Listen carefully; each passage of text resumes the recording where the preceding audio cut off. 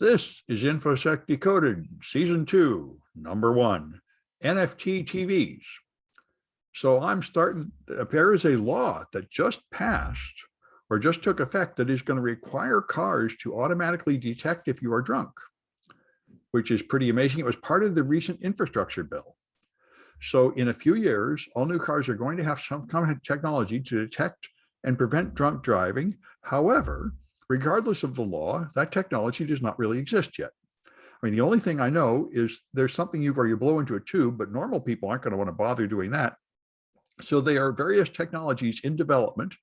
One is where you blow from a distance at something, and it then decides whether you're drunk. The problem is, what if your passengers are drunk? If it's just sampling the air, it might get alcohol from there. They're trying to make something that will passively detect breath from the driver, but not from the passengers without bothering you. They're also trying to make a lot of modern cars are all being made with cameras pointing back at the driver. The point of that is so they can watch your eyes and tell if you're actually looking at the road or if you're playing video games on your Tesla console, and therefore harass you about not paying enough attention with this bizarre world of like assisted driving, which isn't really full self-driving. Anyway, so they now are planning to detect nystagmus, because this is what cops do. They make you follow the finger with their eye and sweep it across. And they're watching to see if your eye moves in a jerky fashion, which is a sign of you being drunk. So they are supposedly going to have that camera look at your eye and decide if you moved in a way that means you're drunk. So I can hardly wait for this, because we've heard of this used for students taking tests to see if you're cheating, and it's completely full of false positives. It freaks out and says you're making the forbidden motion when you aren't. So I'm sure I would get in the car and it would say, you can't drive, you're drunk. And I'd say, but I'm not drunk. Now what do I do? I was gonna say I have congenital nystagmus. Yeah. So this would be very interesting to see. I was gonna say it's especially if I got a friend who's an excellent driver, but he's got a lazy eye. I don't think this would work out very well for him. Yeah, so this is something to look forward to. It reminds me of all the people that try to make safe guns where it detects your fingerprint to make sure you're really the right person to shoot the gun. And all these things are greatly resisted by gun owners. They say, that's what I need. I pull out my gun, I pull the trigger, and it says, time for Windows Update. Or I don't recognize your finger or something. He said, to hell with that. When I pull the trigger, I want it to fire. Anyway, The newest trend in that area is to use RFID tags to secure your guns, which that might be more reliable, except what happens when you lose the tag? What happens when you lose the tag, or your 12-year-old figures out how to clone it? Yeah, or besides, most people would just tape the tag on with masking tape. That's what I would do. Because I would never find it. As a matter of fact, I noticed most people with common access cards, it's just left in there all the time, which kind of defeats the point. But if you don't do that, you'll never find it when you need it. Yeah. Well, anyway, Liz has got an Uber driver in trouble. Yeah, so this week in dystopian hellscape stories, this happened about over a year ago, but the story is just coming out now. This Uber driver in the Bay Area here fell into a pretty bad situation. I've known people who got into this where these rideshare companies will essentially entice or rope drivers into these just terrible car leasing or rent to own agreements, and none of the ones I've heard about are ever a good deal for the lessor. Let's just say that. They're usually pretty poorly structured, of course, in favor of corporate profits. And so this guy got into it with one of these outfits. It was one I'd never heard of. It wasn't the actual Uber loans, but there is a financing outfit called Car Mommy that he had rented this vehicle from to use for Ubers, and he'd missed a payment. He missed another payment, and he called the company trying to set up an arrangement to make a late payment. And he'd done this before. It hadn't been an issue, but at this point there was some problem getting a hold of him. He couldn't reach a human to get his payment in, and so he was behind on like 2 payments. Well, without warning him of this, the company reported the car as stolen, and a automatic license plate reader picked up on the vehicle and alerted the cops. So the cops pull him over in San Ramon, which is here in the East Bay. And there's video of this guy doing everything the cops tell him to do, complying with every command. And these cops still released a police dog on this guy, who then they let the police dog maul the guy, and now he's disfigured for life over having missed 2 payments on this rental car. So way of the future, where we'll integrate our technical repo man systems with the local police, and then well, clearly the solution is to remove the humans from the loop and just put like a death ray on the license plate reader that will just zap you if it doesn't like the look of your plate. Right. Or if Or you're a not drone looking that at the flies code. over and fires machine guns at you or something. Right. Yeah, well, Right. it's a brave new world. Some people Yes. resist change. I guess so. I guess you could call me a Luddite in that sense. I could. Well, here's another one. Theranos. Elizabeth Holmes had this great idea, and does she get respect? She does not. She does not. Yeah. So are we talking about Elizabeth Holmes now? Yes. The Bloomberg article? Okay, so Bloomberg has an article written by Joel Rosenblatt and Joe Schneider talking about how Elizabeth Holmes was convicted of wire fraud. Okay, so who's Elizabeth Holmes? What's going on? Wire fraud. What? Wire fraud is not what I expected her to get convicted of. Well, the thing is, as you said, she was trying to start a business, and it's very hard to convict someone just for lying that their products are better than they are, right? However, what Theranos was they were trying to make a product that would make it really easy to do blood tests, and they completely failed. They could not break physics. Okay, so in Silicon Valley, a lot of the technology that comes out pretends to break physics but don't. Think like Apple, like they just pretend like, oh, they have the magic mouse. No, the mouse really is not magic. Okay, and a lot of the stuff that Apple does to make their products seem magical are really just cutting corners. Really, like think about their thin and light notebooks. Well, they're not actually using optimal components in their laptops. So in like 10 years, your laptop may find that it has some faulty capacitors needing to be replaced. And that's how Apple does it. Same thing with their phone. That's how they get it so small. So Elizabeth Holmes, tried to make this blood testing kit and told investors, oh, it was great. And then they falsified. But the thing is that, of course, it didn't work. So here's where the illegality came in. Theranos and Elizabeth Holmes, I guess being blamed for most of it, falsified results from the machines they were trying to create, saying, oh no, they work, look, we have it all tested here. But of course the tests were all bogus. And when patients sent in tests to be done, or they pretended to do tests on real patients, they gave back fake results. And some of the patients were told that they have diagnoses that they don't have, for example, or even in worse scenarios, the patients would be told that they were totally fine when maybe a traditional test would have told them they had an issue that they need to look at. So she got convicted for wire fraud. She could be going to jail for maximum up to like 20 years. She's about 38 years old, so she'd be spending a good chunk of her life in prison.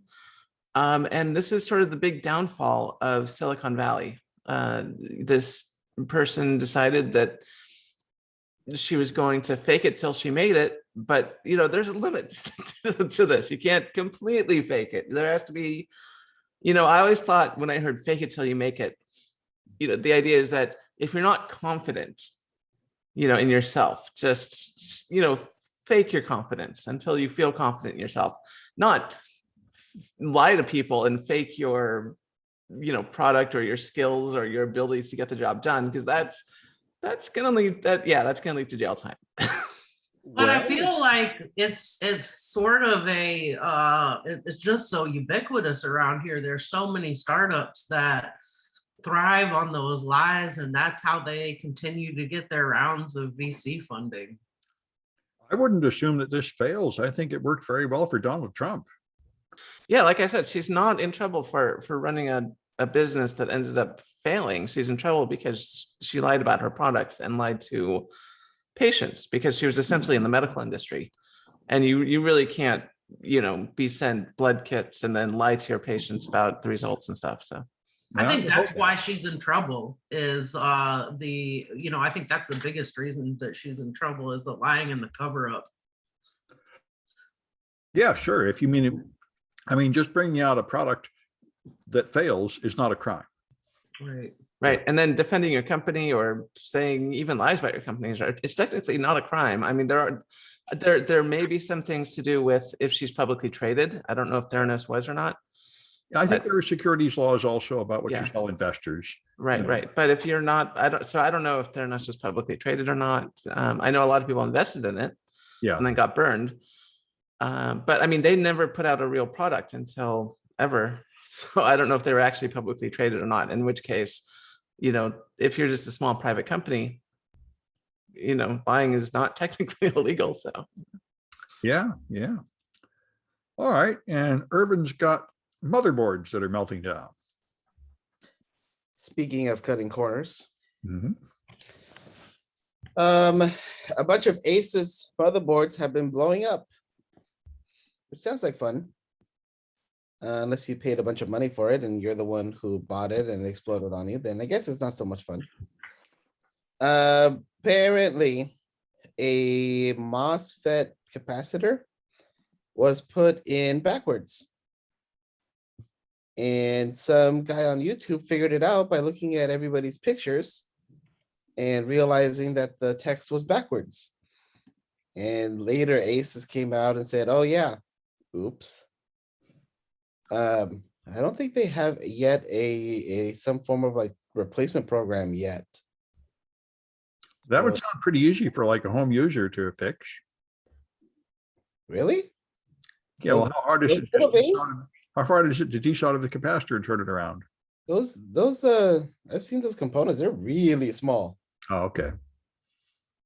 Well, so in order to do it, if you're talking about like the really small components on a motherboard, Mhm. like the big electrolytic ones, it's not that hard. The through hole electrolytics, Yeah. that can be the trick is getting both leads desoldered at the same time. But if you have the right tools, and keep in mind you do need the right tools, I wouldn't use a standard soldering iron, but you can get these soldering irons that are both an iron but also a suction device, and that would probably be the way to go. When you're talking about those small little capacitors, the surface mount capacitors, Mhm. those can be really hard to replace, because what you essentially have to do is, ideally what you could do is you can get special soldering irons that are tweezers. And that's probably what I would do. That would probably be the easiest way to go on that one. And also probably for removing the through hole, if I had that. I mean, I do a lot of soldering work, even I don't have that. The other thing that I would do with the tools that I do have is that I would put Kapton tape around all the components near it, and then blow it with hot air and remove it that way. And then, yeah. Okay. I mean, it does take, it is not a, super trivial thing to replace, but it's not impossible. I wonder how much you need that capacitor. I wonder if you could just cut a lead. Anyway. I mean, if it's messing up because it's reversed, cutting the lead probably won't do anything, because it's, It'll stop it burning up. Well, I mean, yeah, sure. But I mean, it's Yeah. not gonna make your It's system. I think it's part of the memory. Part of RAM, the part that connects to RAM. Yeah, but how apparently its function is not needed because it's been in backwards all along. Yeah, but they've been blowing up pretty fast. Okay. Yeah. Just, I mean, it hasn't been doing its capacitor job ever. Well, most Like error code 53, no post or motherboard component damage. yeah. I mean, That's most kind of important if it doesn't get through post. Mhm. yeah, most capacitors on motherboards or digital devices are really there to smooth out interference. Right. So, So you don't really need them. I mean, they're there for a reason. Oh, yeah. I wouldn't say you don't need them, but I wouldn't be surprised if you took one out and then it still worked for a while, as far as you could tell. I mean, Well, now see, I come from a long line of hick farmers where you would order something, it would come in pieces, you'd put it together, and there would be a handful of pieces left over. You'd say, oh, what the hell, and just use it. Anyway, Yeah, motherboards don't come with that. yeah, and also a lot of times a single trace will have multiple capacitors on it Mhm. because different capacitors will filter out different frequencies. Yeah. So you still might have some filtering going on that trace, even with one capacitor removed. So. Mhm. All right. And so Alan's got Apple. With a lot Yes, of it money. was a great day for capitalism, I guess, yesterday. Every day is a great day for capitalism. Every day, every single day. That is right. Just capitalism's triumphal march, day after day. Apple crossed briefly the $3 trillion valuation mark for just a few hours, and then promptly retreated back below $3 trillion. But that $3 trillion is $3 trillion. That makes it the most valuable publicly traded company of at least the modern era. You know, I think the entire US economy is only like 23 trillion. Wow. Well, more than 10% handily. I know. That's pretty good. And certainly more than most countries around the world. Oh, yeah. So, I mean, it's just an arbitrary milestone, of course. Does it mean much of anything other than some Apple people are considerably wealthier now than they were, say, 10 years ago? Not really, not to the average person. Nevertheless, selling phones and ear pods and the occasional laptop and desktop computer, it adds up and it makes for a very valuable company. Yeah, yeah. They're the winners of capitalism. All right. And so I thought this is awesome. Stephen Hawking had an idea about what dark matter is, which I didn't know. He said dark matter is just a lot of little black holes. Now, the problem is black holes can't be little. You don't have enough gravity to collapse into a black hole unless you're pretty heavy, like heavier than the sun. So there couldn't be that many black holes. But in the first few moments of the creation after the Big Bang, the universe was very hot and dense, and there would be pockets of it that randomly were dense enough to collapse into a black hole, possibly. So there might be a ton of small black holes created from the early days of the Big Bang floating around, and they would be invisible. Because the only reason you see black holes is because they're like sucking in stuff and it gets hot as it falls in. But if you had a bunch of small ones just flying around through space, it might explain all the dark matter. And that's what one of the many things they're going to test at the James Webb Telescope, which we'll see much further back into the past. So it's very interesting because this is one of the mysterious things about the universe is 80 or 90% of all the matter is invisible. And everybody's been trying to figure out what it is. But you can tell from the way the stars move around the galaxies that there's a whole lot more gravity pulling them in than you see by adding up all the visible stuff.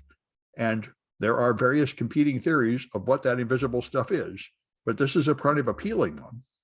It's not little black holes. It's I mean, they're gonna roll it out and they're gonna look for it, but it's not little black holes. Why not? Because if they were little black holes, we would see evidence of them once in a while hitting planets.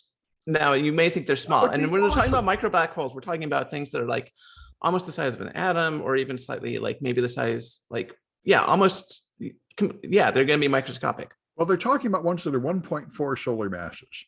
So Right. I think it'd be more like a couple kilometers across, but I'm not sure. Right, but even if they were in that case, then we would totally see it collide. But even the smallest black holes, if they were to collide through an astronomical body like the Earth or the Moon or Saturn, or actually no, Saturn you wouldn't see because it's a gas giant, but any rocky body we would see immediately, because basically it's going to create like a shock wave as it comes down, create a kind of a crater, and then go straight through. Like nothing's going to stop this thing. Well, sure, but and then it's going to come out the other side, and it's going to create another kind of boom crater type thing at the other end.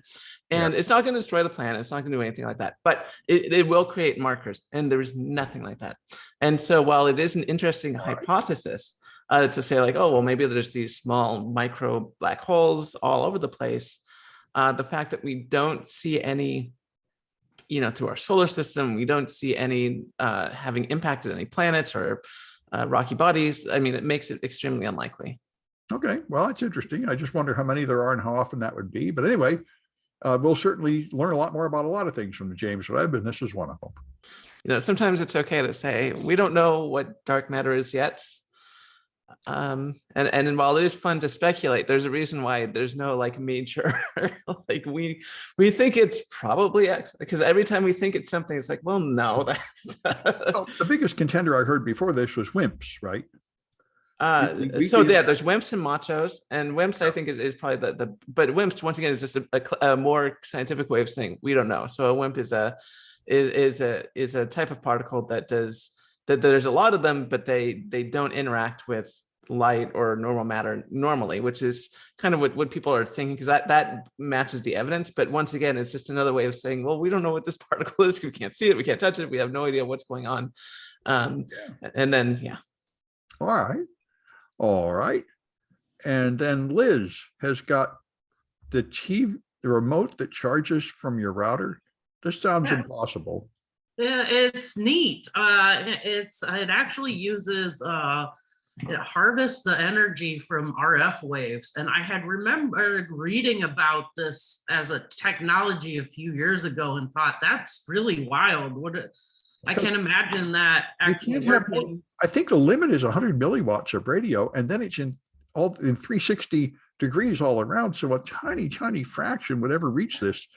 Like it a is nanowatt. a tiny fraction, and it's this is sort of a novelty. You can also charge it with solar, but it's really cool in that it's actually the first. I think it may be the first time this technology has reached the consumer market, and ostensibly its purpose is pretty noble, which is just to reduce or eliminate the consumption of AAA batteries for stuff like remotes, which is good because those don't need to be going in the landfill, and of course they're toxic to produce and everything else. So it's sort of a novelty, but it's really cool. And I wouldn't have thought that this technology would have reached practical applications yet, and especially like you said, off of such infinitesimal amounts of energy that's floating around the house. So I have one question. Did Theranos develop this remote? No, this one Samsung. So I remember 50 years ago they had solar powered calculators that all they would need is the amount of light you'd have in your house under a light bulb. So by using CMOS and I think MOSFETs, they use incredibly low amounts of power. Yes. Right, but even those calculators could not run off the power from a router like a foot away. That we're talking about such a small amount of. But if you think about a remote, you only make one burst every 5 minutes to change channels. So if it accumulates it in a capacitor, but if you try to change channel too many times, it'll drain down, I guess. Yeah, the other thing too is that the components to charge also require power. I'm skeptical about that router power. Yeah, the router power thing, just like you could do it off like ham radio equipment for sure. Those things put off like 5 watts, but by the time they get to your remote, you're still talking about like milliwatts of. And it doesn't have a big antenna to capture it. Yeah, but what I have seen though is that if you put out a length of wire connected directly to a type of small speaker, like something you would put in your ear, not like a headphone, but like a single ear speaker thingy, I forget what they're called, you can actually receive radio, like AM radio, without like power. And so if you were to capture from a stronger source, like the AM radio towers or FM radio towers or ham radio equipment, I could see that kind of working. But from a router, come on. Yeah. One thing that was interesting that the article mentioned, it was an article in The Verge, was that they had explored some other stuff, and one of them was charging it by capturing the ambient sound vibrations through a microphone, which I think that would be even more difficult to harvest enough and convert it into usable energy. But I just thought this was really cool and pretty interesting that it had finally made it to the consumer market. Yeah. I would not have invested in that company with this idea. Yes, I'm skeptical. I mean, maybe we're just missing something. Maybe they say, oh, it uses radio waves like from your router, but it really does not use the radio waves from your router. It uses it from, local air traffic controllers. That would you can also charge it by the lights, indoor or outdoor lights, and over USB-C for you skeptics out there. Yeah, and I was going to say, if they really want a cheap and easy way to recharge a remote, if you're not using a remote very often, put a small little solar panel on it, just like those old calculators. Well, they did. It's got that too. Yes, just do that. You're good. That actually works. That's been proven to work. All right. So Kaitlyn has an article about Exchange. Who still uses Exchange? I don't know. Most people have moved to the cloud. Yeah. And I guess the cloud uses Exchange. So yeah, I was wondering what was going on, because I saw on Twitter a bunch of people were posting stuff about Int32 issues going on, and I was like, something is going on with Int32 and here, like, what? This doesn't even make any sense. So this article finally allowed me to figure out what was going on. So Ars Technical has an article written by Dan Godin. Hey Dan, how are you doing? So there was, this is such a bad programming example. Like, kids, don't do this in your actual programs. Apparently, Microsoft was storing the date in a 32-bit integer, and not in the way you would expect. Like, a lot of times when you store the date or time in a 32-bit integer, it's some sort of like counter from some sort of epoch. This was not. Basically what they did is they just set the first like 4 numbers to like the year, and then the rest of the numbers to something else. Well, that was fine in like 1990, because a 32-bit signed integer can go up to 2,100,147,000,000, I think. And that would be fine. So if it was like 2000, that's, and the first four digits were 200, that's fine. Or the first two digits were 20, that was fine.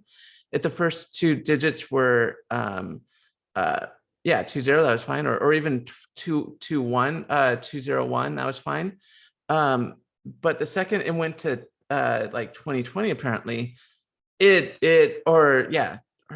guess it was the last 2 years. It must have been, because it's 21. So it would go to like 22 at the first 2 digits, and it would overflow. And so this is like Y2K for real. Like, it's a Y2K bug all over again. And I have no idea why they would store the date in such a weird, convoluted manner. No one does this. There are APIs installed in all these scripting languages for storing dates securely and properly. And the programmer at Microsoft, presumably being paid a lot of Microsoft bucks, did not store the date properly. And it caused the Microsoft Exchange servers to like crash and not behave correctly and stuff. And it was like such a preventable mistake. Don't be like Microsoft. Store, if you have a date, use a dates type, a time date type variable to store your data in. Well, I think what's going on is Exchange has code that is really, really old. Like the Microsoft DNS server has these same kind of outrageous mistakes because the code is really like 30 or 25 years old. And that definitely could be part of it. Hopefully Microsoft can get some more code review on some of their older code then. But yeah, it was basically a Y2K bug, but in 2022, which I was not expecting, but okay, here we are. Yep. All right. And Irvin has got the awesome one. What I named the podcast after, the NFTs in the TV. Yeah. You want more NFT? I do. How could anybody not want more NFTs? More NFTs everywhere all the time. Oh, I have stories after your article. Go on, Irvin. Oh my God, Butters is in the house. Yeah, you can now get it on your TV. if you are looking for more places to put your NFT, Samsung TVs is now the place. Well, you mean you just see them? They ought to do something like unlock premium channels at least. No, it's just there to see. Yeah, I just heard recently about NFT authentication on Ethereum, so you can use it to log in everywhere. Wouldn't that be awesome? I don't know about awesome. You So, oh, go on. you people just are resisting change. Glorious new world is opening up before you, and you're staring at it. You can use your RFID energy charged remote to access your NFTs on your Samsung TV. I mean, what a wonderful world. Then you Yes. can go get your car repossessed and while you get violently dragged out of it by the police. Yeah. We're living in brave new world. Speaking of which, and NFTs, I finally joined the metaverse, and it's terrible. Which is what the Facebook metaverse, right? Well, no, apparently so I found a platform that is part of the metaverse already up. It's called Decentraland. Oh yeah. Well, I've heard of that. Yes. You can invest in the land, in Decentraland, Yes. which is like NFTs, of course. Yeah, yes. It's Second Life, right? And there are lands that you can buy and like invest in and build stuff. And the thing is, they're not separated from each other, so it runs completely terrible. So you like walk around this like virtual Second Life area, and it downloads not just the assets of the place that you're in, but the places that are around you as well. And some people put up these like elaborate anime waifu stuff, like. One of my friends was saying that he was getting static at work from a coworker because the coworker saying, "Oh, you're really missing the boat. You need to get in on this virtual real estate." He said, "I don't have any physical real estate. How am I going to invest in virtual real estate?" Yeah, no, and it is just, the real estate itself is just absolutely terrible. There's no value in it. It runs terribly, but all the people with real estate are just trying to sell you NFTs. So it's recursive. Yes. Yeah. So you buy NFTs to buy real estate to sell NFTs. And something about this bothers you. I don't know. They're just like memes everywhere. Like they really like Elon Musk for some reason on this platform. Well, I bet they do. Yeah. Yes. Well, anyway, I know I'm listening to a lot of these cryptocurrency podcasts, and the main thing I noticed, everybody else is like, God, 2020 was awful, and 2021 is even worse. And then the Nazis are going to take over. The whole world is going to hell. And the whole cryptocurrency people don't say that at all. They say, this is awesome. It's exploding. 100 new things are being developed next month. This is all great, great, great. It's just getting better and better.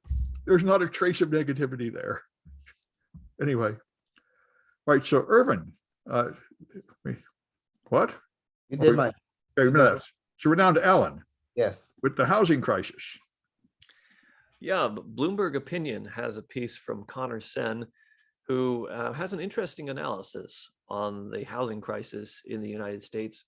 It's been a kind of conventional wisdom that once the pandemic is over and once lumber prices stabilize and once the economy gets back to its regular footing, then this crazy run-up in housing prices is really going to decelerate, and we're going to return to some kind of rational pricing on real estate. And Connerson has an interesting argument here in saying that that's probably not going to happen. And the reason for that is that population growth in the US has pretty much flatlined. And people are increasingly moving to just a few metropolitan areas that are seeing tremendous growth, economic growth, while a number of metropolitan areas really are either declining, shrinking, or going nowhere.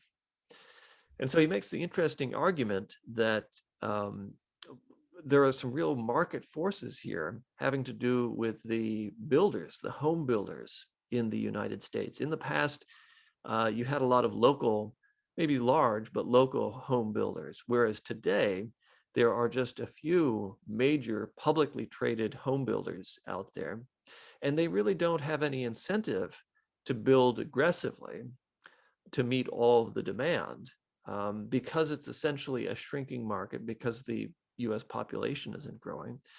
The home builders can instead focus on reducing supply to improve their margins. So it's just an interesting take on the situation in the housing market. And for those of us who don't own physical real estate, speaking of NFTs and metaverse property versus real property, maybe it is time to invest in the metaverse, because you probably aren't going to be able to afford anything in the physical world anytime soon, in the US at least. Especially around here. I mean, when I moved out here like 25, 30 years ago, they said only 5% of that generation would ever own a house. And I just wrote it off. Well, I'd say that only less than 1% of today's generation can buy property in San Francisco now. Yeah.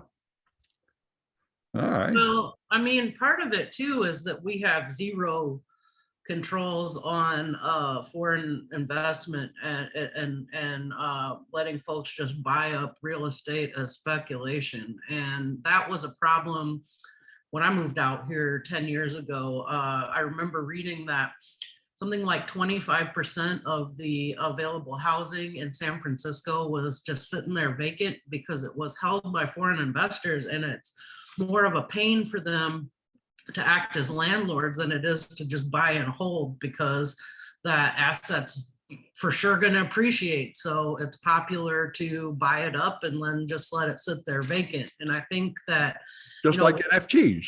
yeah, but except for,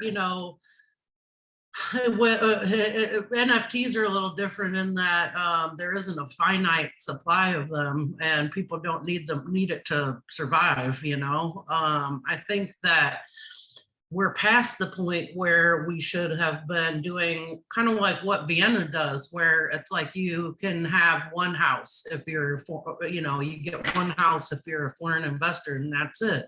You can't buy 10 houses and let them just sit there empty. Same for domestic investors. I mean, we got to stop treating housing as as an asset to buy and hold. You can't, the other thing is, maybe start taxing for long-term vacant housing rentals, So basically you're a communist. I know. Next thing you're going to say is tax the churches. How dare you? Well, I actually do think that unless a church is contributing some kind of value that the government should be doing, like say running a soup kitchen, they should be taxed. I do not. If we don't have the periodic sacrifices in the church, the gods will destroy the earth. No. So the idea behind the churches not getting taxed is that we really don't want churches having a say in our government, right? If we start taxing them, they really at that point they should have representation in the government and be able to lobby and have things done. And I really want to keep that separation between the church and government, like government to stay out of church's business and the church to stay out of the government's business. And a good way of doing that is to not tax them.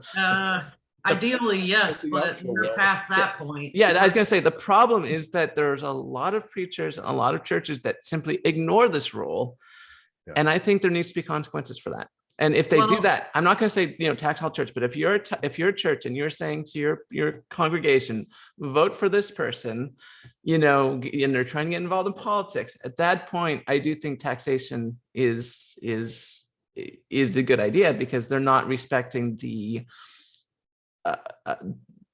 system that allows them to have the benefits like non-taxation. Well, I mean, they still can join political action committees and still participate in our lobbying system, which, I mean, unless we overhaul that, I don't see how we're going to make any headway on this, because they can. Actually, I was going to say they can, because as far as I know, it is still illegal for pastors to advocate for candidates. The issue is that they just ignore the laws and no one prosecutes the laws. So I've never heard that being illegal. They're allowed to have opinions just like anyone else. Yeah, I have, but yeah, Kaitlyn's right. They're not supposed to, but they do. They're really not supposed to. I've never seen the slightest clue of anybody paying any attention to that.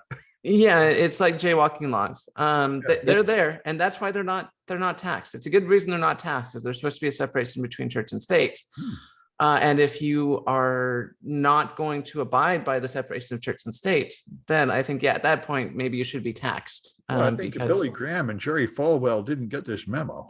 And with the, Not. I mean, with the housing thing, no, I wouldn't say that I'm a communist. I think people should be able to own housing, but I think that we need to institute some limits. If you have one house in San Francisco, okay. If you've got 10 and nobody's living in them and you're just holding them as an investment, I think that's a problem. Yeah, there are possible solutions, but I think the wealthy landowners can lobby against them successfully. Yeah. Not only that, landlords are scum. Well, I don't think that's universally true either. I think that some are and some aren't. And I think that, especially with the way things have gone during the pandemic, I think we're seeing a huge shift towards massive real estate conglomerates becoming landlords. And, on the smaller scale, there are some really good mom and pop landlords and there's some terrible ones, but megacorp landlords seem to be universally scummy. That's about what we're going to be left with here. Well, not even some mom and pop, quote unquote, mom and pop landlords are incredibly scummy. They'll like essentially the idea, and all is that they're buying a property and then they do minimal amount of work and then get a passive income. Now, there are landlords out there that really do care about their tenants and really make an effort to go out there and make sure that the place is well maintained, and they keep the rents low and everything like that. And they're just kind of doing it out of the bottom of their hearts. That's fine. But I've seen some of the forums. So landlords have their own internet forums where they post tricks and tips and stuff like that. And it's terrible. These people are just like, and I get it. You don't want to say like all cops are bad, because that some cops are nice, decent people who don't have anything to do with all the racism and stuff going on. But there's enough racism and enough things wrong with the institution of policing that statements like all cops are bad, make sense. You're not saying every individual is a terrible person, but the system that enables policing is so bad, and all of them are engaged in the system that's where the term comes from. It's the same thing with landlords. It's everything wrong with capitalism. And well, anyway, in order to escape all this negativity, what you have to do is go to crypto. So Melania Trump is now selling NFTs. And now she's promoting Bitcoin, and she was posting the Genesis block of Bitcoin in hexadecimal on her website in a hex viewer. And many cruel, harsh-minded people are suggesting that Melania Trump probably doesn't understand the Genesis block of Bitcoin in hexadecimal. I don't know where they would get that idea. But anyway, she jumped in with both feet into crypto, NFTs, and Bitcoin. So that should sell. Remember, a couple of weeks ago, Donald Trump said, take your booster. So that should end all that, people arguing about that. And when Melania Trump jumps in crypto, that should end all the crypto haters, right? I mean, yeah. What else are you waiting for? Yeah, I'm going to invest in crypto now. I mean, you should buy some NFTs. Yeah. You can buy an NFT of Melania Trump's eyes. You can. And boy, well, that's going to go up in value. Like I remember there was a Trump event towards the end of his presidency, like a rally, and he was signing something. He would sign the paper and hand it to someone and say, that'll be worth $20,000 on eBay just for his signature. So think how much an NFT of Melania's eyes will be worth. I can't believe that just once again, South Park is right. You Well, have South to see Park- these episodes to watch them because they're right. South Park is often wrong too. They're wrong more often than they're right. You're talking about they're right about this. about NFTs being Yes. Yeah, well, I mean They did a really good job with that. Yeah, that's not hard to be have a good take on. So Well, I'll mention the other one while I'm here. I've been teaching smart contract security, and there's a whole bunch of CTFs and training products out for it.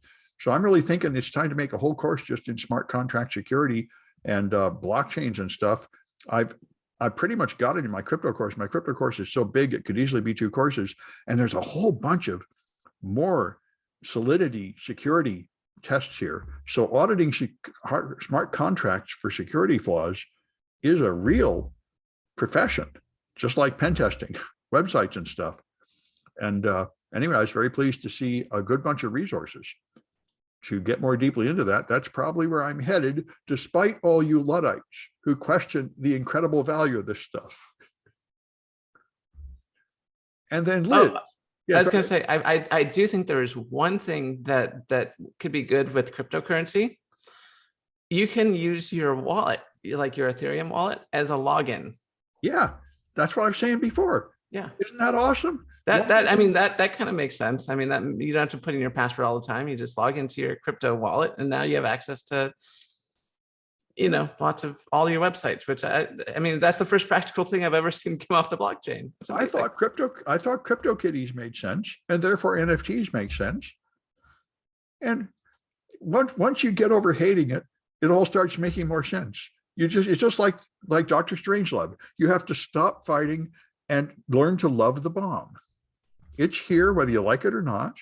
Like last week, a major executive of a major bank was bringing up Bitcoin, and somebody else you never think was bringing up NFTs. It's out there. You can like hate it or love it, but it's beyond that. It's coming, like a forest fire. You can't. Yeah, but it's also a bubble. Well, sure. So was the internet, and so is everything. Sure. Right now, there's a bunch of scam and a bunch of bubble, but that's going to froth away, and there's going to be this stuff. You might as well learn to love it.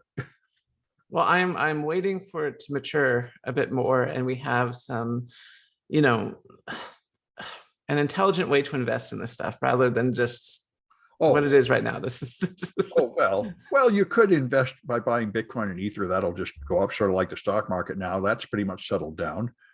You don't buy NFTs though. That is you'd be better off in Vegas probably. But anyway, Liz has got SpaceX. Yes, so I'm still waiting on my dish for Starlink. Oh, you didn't get your dish? I thought you already had it. No, I am still waiting. They said end of 2021, but then that got pushed back, I assume due to the chip shortage. So I'm still waiting, and I desperately need high-speed internet service. Even though I'm only 30 minutes from San Francisco, there is no fiber here. So please send me a dish soon. Anyway, this was kind of a cute story. This week, one Starlink user shared this picture that's got 5 cats curled up in a Starlink satellite dish. Because it's got a mode that will allow it to heat up slightly to melt the snow off of it so that you can get good reception. And apparently cats have discovered it and very much like it because it's a cozy place to snuggle up and take a nap in the snow. And I'm guessing this doesn't help the reception. Probably not. I mean, I don't imagine that having your dish full of cats would improve it, but it does make it a lot cuter. See, But they don't have to. Is see if they can get into the cataverse. Yeah. But they shouldn't be pointing straight up, right? They should be pointing at a geosynchronous satellite, which would be Nope. at the equator. Nope. They're not geosynchronous. They are not. In Oh. fact, the Dishy is, I think we talked about this before. Dishy is an amazing piece of equipment. Liz, do you want to talk about it? Oh, go for it, Kaitlyn. Okay, so most satellite dishes, you'll notice they're just like a round parabolic dish, and then there's a reception element at the focal point. And it works a lot like a telescope, that all the radio waves come in, bounce off the parabolic dish, go to the central point, and you can now have sort of this amplified signal of radio waves. So it's very directional, it's just like a telescope. Dishy is not like that. It is a dish, but it does not work on that principle at all. It's a phased antenna array. Basically what that means is that Dishy is made up of like an array of small transmitters or transceivers, I should say.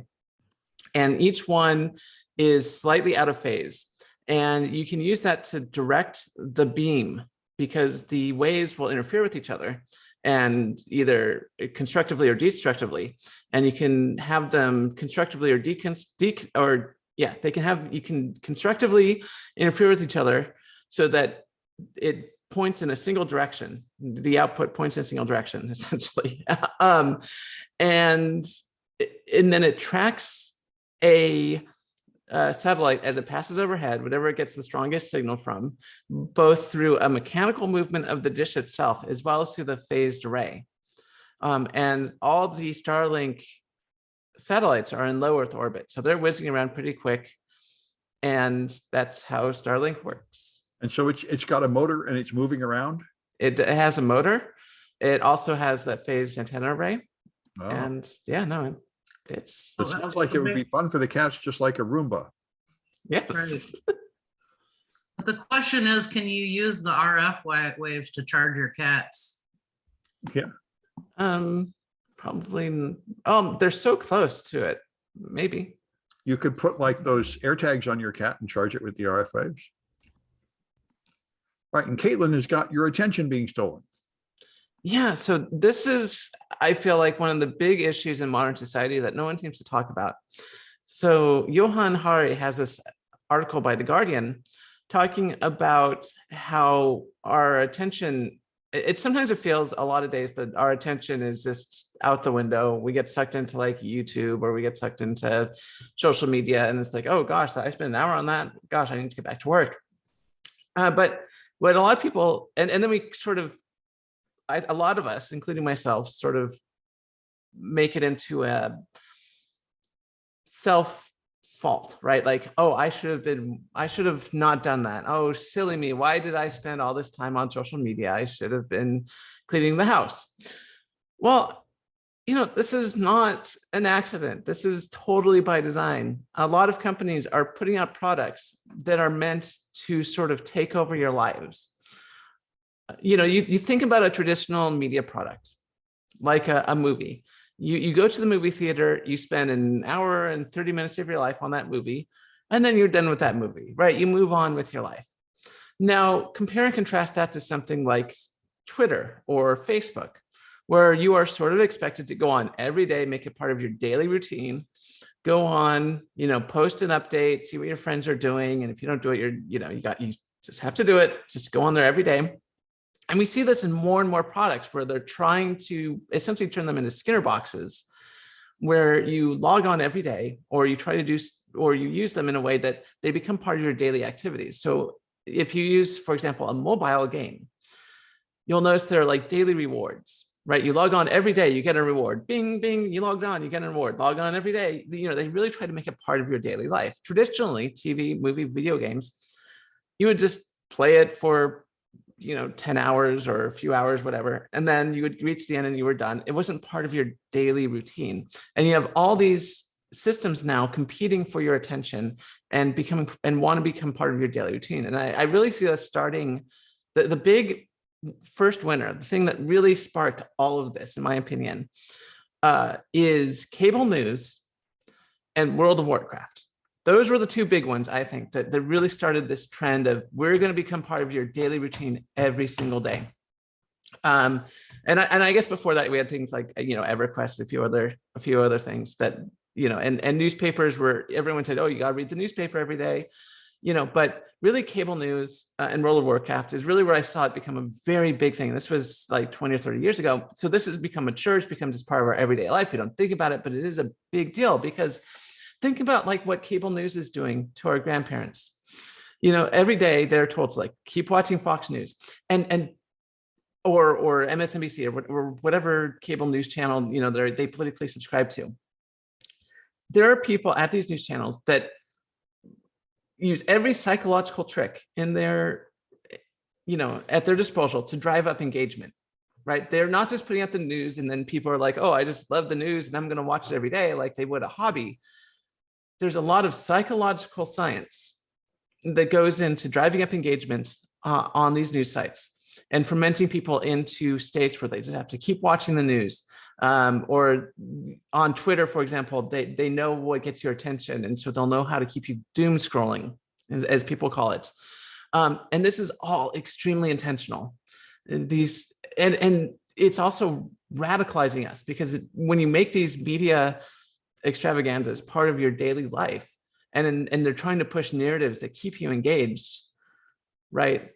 A lot of those narratives can ferment into things like conspiracy theories into things like becoming radicalized into, left-wing or right-wing politics.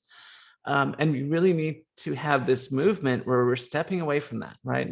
We need to step away from these platforms that try to make themselves into a, 24-hour attention grabbing, extravaganza. So clearly what we need to do is banish the internet and switch to the metaverse. That, once again, the metaverse is a good example of something that apparently is trying to become all encompassing, right? They want to become this. They're not trying to make a game that you might play for as long as you want and then turn it off. They want to make a product that you're going to use every single day. Yeah. And there's going to be something to keep you hooked and use it all the time. And this is exactly what I'm talking about, where, and then you wonder, like, you start using these things, and there's so many psychological tricks like Skinner boxes I mentioned already, but also there are things like fear of missing out and just fear in general, keeping you anxiety, keeping you in a state of anxiety and having to keep, watching, like in the case of doom scrolling or cable news, lots of psychological tricks to just keep you engaged. Well, And keep you from, doing things that would really make it meaningful, because studies have shown that people are not happier watching, cable news all the time. People are not happier on social media all the time. This is not making our lives better. Well, I don't know what you can do about it unless you're like China, where they restrict you to like 1 hour of video games a day. Well, the thing is, like I said, I don't think video games is necessarily the problem. Video games show the difference between a media that can be, simply consumed and then be over with, versus media that is designed to become part of your daily routine. So if you think about old video games from like the 1980s or 1970s, you had things like Mario Brothers. You put in a quarter, you would play for 10 minutes and you'd be done. And you're like, okay, that was fun, whatever. But then you look at modern games, which are, like I said, full of gambling mechanics, full of Skinner boxes. You have to log on every day. Your character levels up over time. And so they make you feel like you're progressing when you're really not, stuff like lots of psychological tricks are being built into these products just to keep you constantly engaged. And it's draining our attention. It's draining our, everything. And like I said, the solution is not to ban it from the government, but to create create public awareness about this issue, as well as create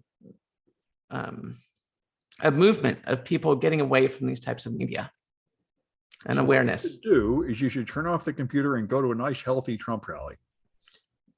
I mean, honestly, that's for a lot of Trump people, that's probably very therapeutic, actually. I think if you're watching cable news all the time, turning off the news and going to a Trump rally with other people is probably going to feel pretty good. Now, Or you should go to like a mega church, Yeah, or even go to church. Yes. I mean, although I will say churches too, I suppose, are the oldest example of trying to make a piece of media part of your daily existence. But Well, you can do all that. I'm going to buy some NFTs while you're doing that. Anyway. Yeah. I'm sorry, I wasn't paying attention. I was on Reddit. no, that's okay. All right. Well, Irvin, Irvin's got something about passwords. Oh, right. Oh yeah. Now I can stop being on Reddit. Yeah. So this opinion piece wants to put websites and other places that hold credentials to a bar of preventing people from using easy passwords. I don't necessarily think that's a bad idea, but also I don't necessarily think it's going to work, because everybody knows if you force people to use secure passwords, they will, but it'll be like password 1 and then password 2 and then password 3. Because So Yeah. clearly they should use NFTs instead and everything would Yes. be fine. Yeah, make people log in through the blockchain. They could do that.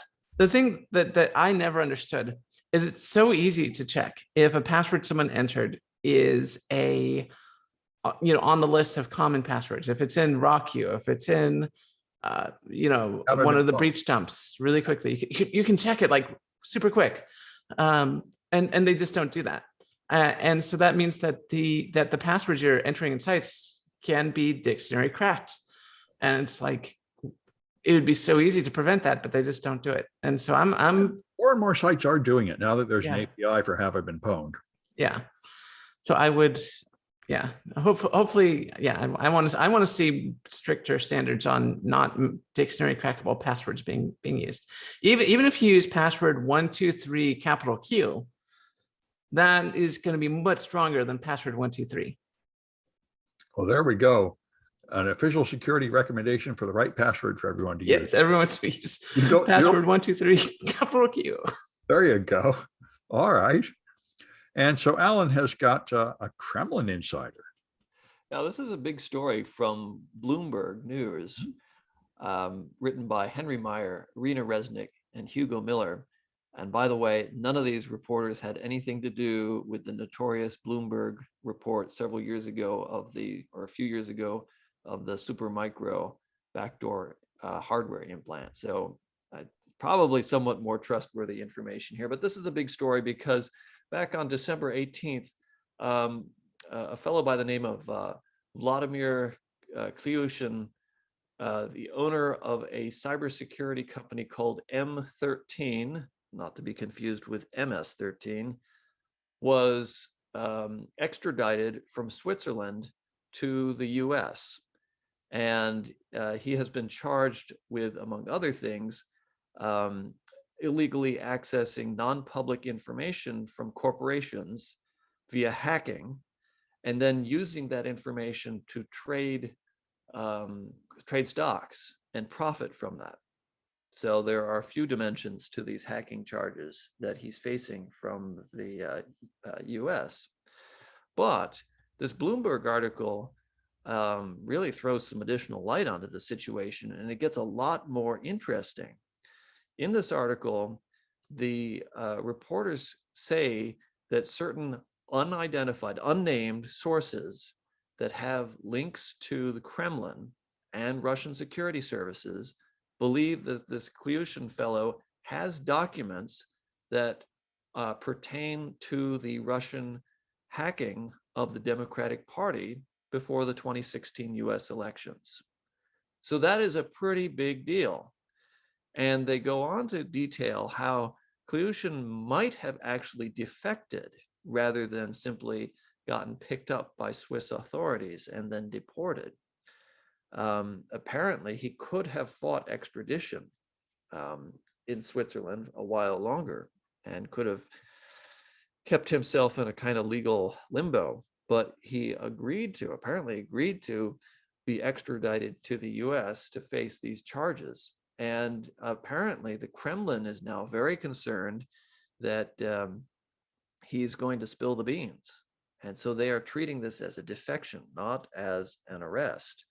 And he does definitely have some inside information because apparently he was awarded the Russian Medal of Honor by Vladimir Putin just a year and a half ago because of certain intelligence work or something.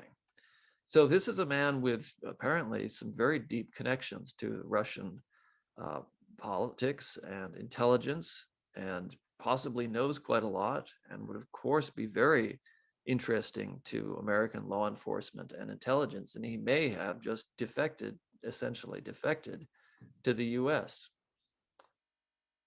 Or he could be I thought they've done that before. he might be a what? Might be a plant. They've sent in fake defectors with fake information before. Yeah. Well, if so, he's really taking one for the team because he has a good life in Russia. He has a very good life in Russia. Oh. And now he's going to have a terrible life in an American prison unless he's able to give some information to American intelligence. Yeah. How did they extract him? That too is interesting. He flew to Switzerland along with his family, his whole family, his wife and 5 children, along with a business associate and the business associate's daughter. And they were going to Zermatt, the big ski resort, very exclusive ski resort in Switzerland. Swiss authorities picked him up as soon as the jet landed, private jet landed, and allowed the rest of the party to travel on to the ski resort. They spent 10 days there at Zermatt and then returned to Russia while he was jailed. And then the Swiss authorities apparently were giving him a lot of security when they were transporting him from jail to the court. They had a lot of highly armed security because they were obviously concerned about an assassination attempt. So it's a interesting setup there. And one thing I forgot to mention, this is also very important, Liz, is that he has been approached by US intelligence and UK intelligence previously. He even has a home in London. And they previously approached him and offered or asked him to participate in some kind of intelligence work. And it's not known what he replied. It's also not known if he ever told Russian intelligence that he had been recruited. Wow. Yeah. So this is not just a kind of happenstance arrest. There apparently has been quite a lot of lead up to this, if indeed he is defecting. Well, whatever the real truth is, we'll probably never find out. Well, and then what happens if he's being arrested? He can't defect to the US. I wouldn't think they would let you stay here. Well, this After- could be a defection under the guise of arrest. Right. Yeah. Right. Or, I mean, they'll forgive you anything if you got good enough dirt. Yeah. I mean, he's only profited to the tune of a few tens of millions of dollars. Only. And I don't know if he's really damaged the reputations or the stock prices of the companies that were targeted in these attacks. Whereas, Is it just me or is Putin on the line? what's that? Yeah, you had some static there for a minute. I think Irvin's Oh. right. The Kremlin is hacking in to silence you. But Oh it went dear, away yes, now. yes. The Kremlin. Now it's the Kremlin that's after me. No, I was just saying that he only stole a few tens of millions of dollars effectively through his hacks and then trading on that information. So he hasn't done that much damage. Whereas the information he holds about potential hacking of the 2016 election, that is incalculably valuable. Well, actually, I highly doubt that. I mean, the January 6th Commission is proving all kinds of stuff that we knew anyway, and nobody cares. Well, you have a point there. Yeah. you I do think have we a all point. know what happened pretty much, but nobody cares. Yeah, nobody does care. Anyway, and by popular demand, Kaitlyn has a special story about COVID. Right. I was told this has to go on the news by someone very special to me. Yahoo News has an article, I guess they copied from the BBC, and they don't even attribute to any author. So this is awesome. Talking about how a woman was isolated on the toilet because she took a COVID test and apparently mid-flight, it turned positive. So Who she the had to hell takes quarantine. tests on the plane? What is the point of that? I don't know. So a school teacher spent 5 hours stuck in the bathroom after testing positive for COVID-19 in the middle of the flight. Marissa Fotillo says she felt her throat kind of tickling and hurting while traveling from Chicago, from, I guess, Iceland. And she just performed a rapid test she had with her. And when she was in the air, I was like, oh, I'm positive, so I'm going to go spend 5 hours in the toilet. Well, that's taking one for the team right there. Yeah. There you go. All right. I don't know what this has to do with tech or anything, but I Well, was told it was important that I cover this. So I never question. you have to please your audience. Yes. Otherwise, Our tens of fans. that's right. Otherwise, they won't pay enough attention and they'll go off to like some healthful real world activity. We can't have that. No.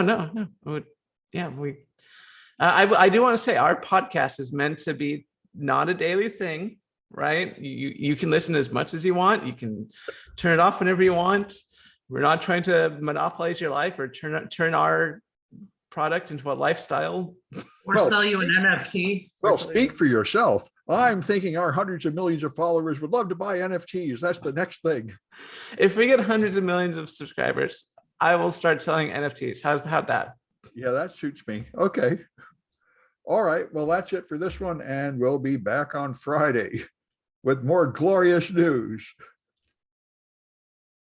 I got to find the button again. All the dozen of our listeners will. As long as it's a are waiting in satellite bating dish breath. full of cats. As long as it's a satellite dish full of cats, then everyone will be happy.